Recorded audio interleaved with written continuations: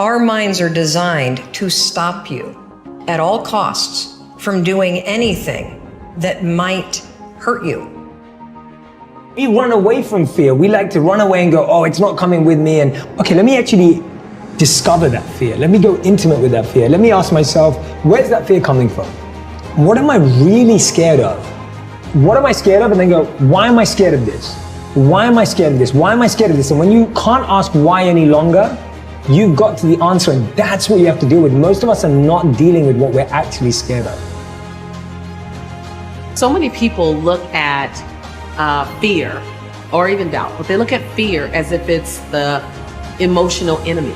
You know, it's the enemy emotion. Like, oh, I can deal with compassion, I can deal with love, I can deal with understanding. But when fear comes, oh my God, bad thing. No, first of all, change your relationship to fear. I've said this before. Fear is not the enemy. The feeling of fear is just like any other emotion. Fear is actually informing you. Fear is telling you that you need to do something. Either do more research, get some support, get some insight, study a little more, slow down. Fear is actually feeding you. So then ask yourself the question, what do I need to do, think, or go get to dissipate this fear? Your mind is thinking about it. All these dungeons that we've created, all these trap doors, most of the time we quit is because we don't have any mental tools to get us through the other side. So my whole thing for people is you have to examine, why are you doing it in the first place? Everything is about perspective and what you consider a win. You know, some people think they're winning because other people think they're winning, even though they don't feel good about what they're doing. So I go, you think I'm winning, so that must mean I'm winning. But I feel like that's not winning. You know, you have to know what makes you happy, what you consider a win. Not everybody's win is the same. Recognize that fear doesn't mean stop. People think, oh, I'm afraid, let me stop. Okay, that's a choice to stop. Fear doesn't necessarily mean stop. Fear might mean proceed with caution or proceed with more strategy. Whenever I'm feeling fear, it doesn't tell me, so I don't even think now to stop with fear. I do think to slow down, go get some help, go get some insight, voice my fear so that it's not just all in my head. So don't try to outrun fear. Don't try to outrun doubt. And definitely don't wait until doubt and fear are gone before you move. Find out what doubt and fear needs to dissipate into the nothingness that it always was. What does it need? And then understand that action brings clarity. So the more you move forward, the more action you're in, the more clarity you get, because action breeds clarity. And clarity comes with action.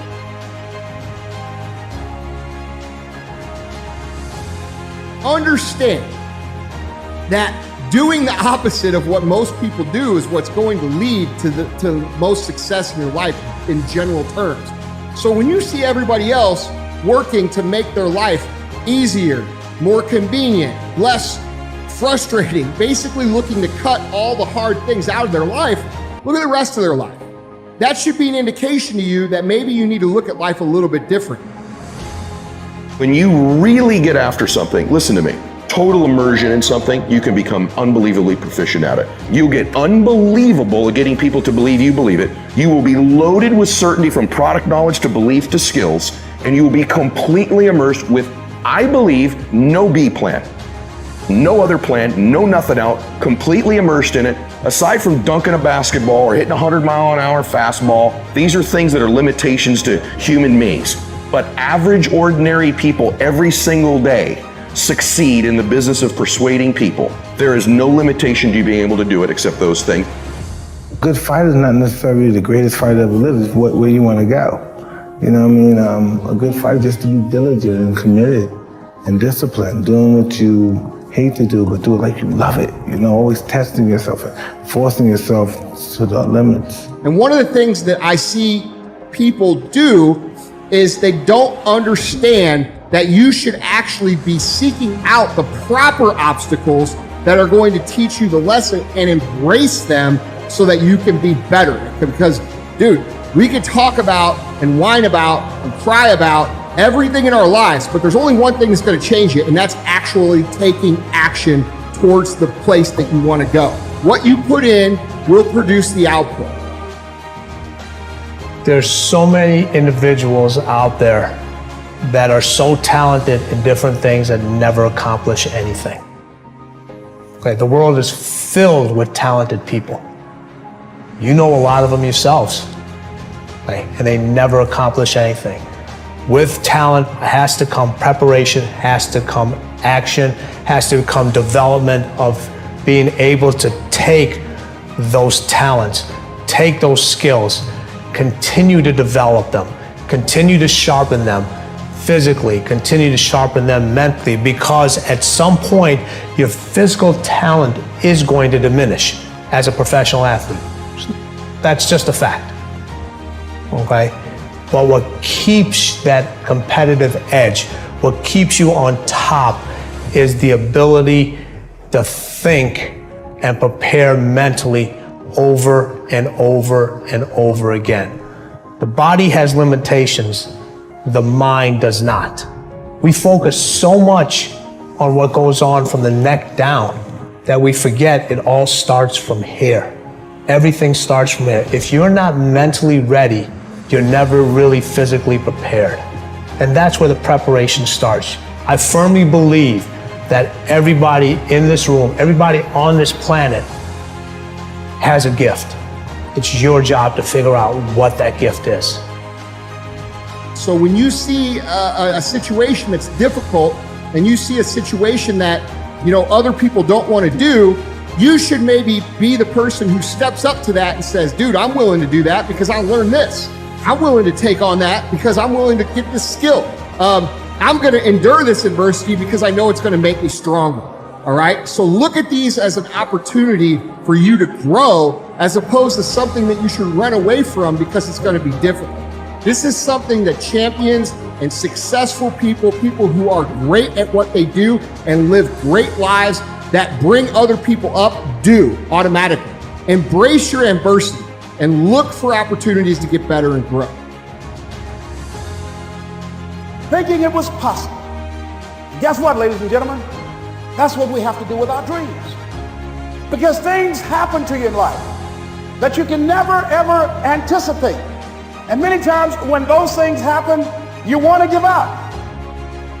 When you know within yourself that there's something you want to do, and I believe that all of us were born with a purpose, that all of us have something that we are supposed to do, that all of us have some goodness within us, and that goodness gives us a responsibility to manifest our greatness. And when you know that, you can feel it in your guts, and you know that you're deliberately operating below your potential, you've gotten comfortable, you stop expanding, you stop stretching, you stop challenging yourself. Let me share something else with you. Not only is it possible for you to have your dream, but it's necessary. It's necessary that you have it, that you work on it, that you develop yourself, that you go for what is yours in the universe. Tell me one thing in your life that is great that came as a result of being comfortable. Because everywhere I look and everywhere I see in today's society, everybody's doing everything they can to be more comfortable, right? They're looking for the more convenience. They're looking for the quicker. They're looking for the faster. And see, there's opportunity in that for those of you that want to get better.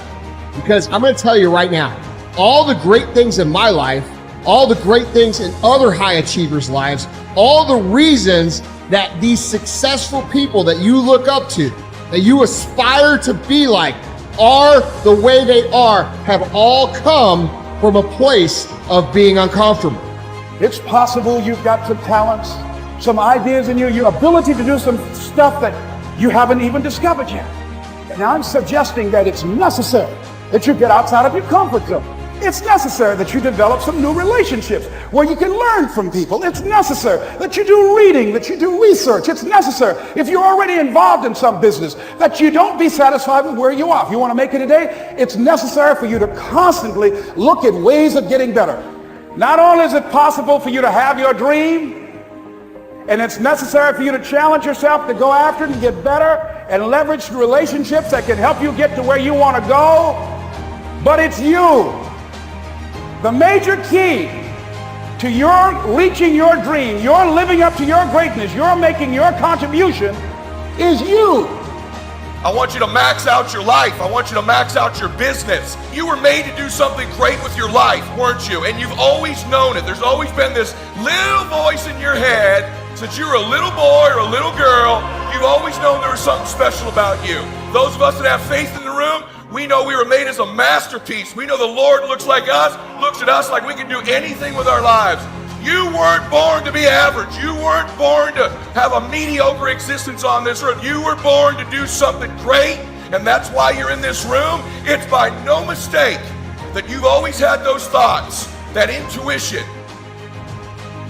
If the economy is good, fantastic. If the banks are loaning money, that's great. If people are positive, that's great. You don't have any opposition, that's great. But the major key to your making things happen in your life is you.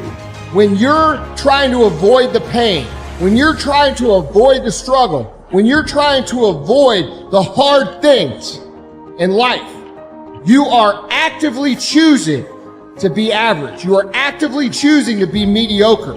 And you are actively choosing to move further away from what you want in life. Because that hardship and that pain and that struggle and that frustration, they give you the skills that will forge you into a motherfucking champion. All right, so remember that shit when you try to take the easy route. The easy route never pays well. The only route in life that pays well is the hard route, the struggle, the pain, the frustration, and the overcoming of those things. And not only do they pay, they fulfill you as well, because it shows the people around you. It shows your kids. It shows your brothers, your sisters, your friends, your community, what is possible. And there's nobility in that.